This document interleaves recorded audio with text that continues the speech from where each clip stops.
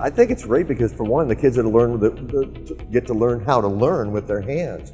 Plus, if I do my job, I will give these students everything they need to make the decision for themselves in the future.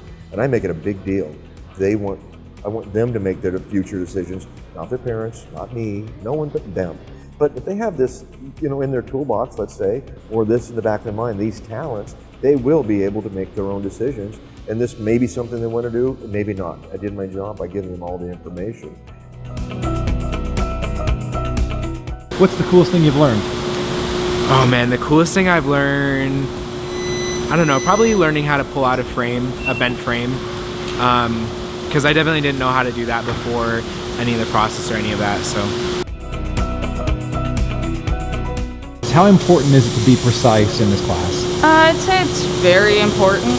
Like, say when you're mixing paint, like a few drops is like a little bit, like a few drops can be a little too much for like a certain color of paint that you're trying to match.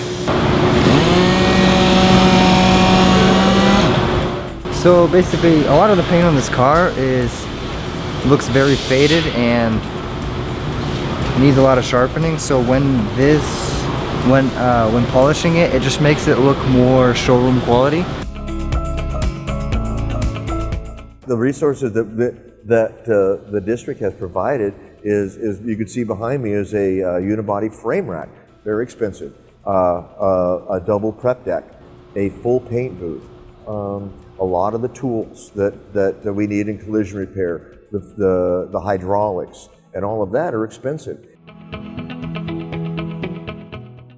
It is the hardest thing and the most important thing I think I've ever done.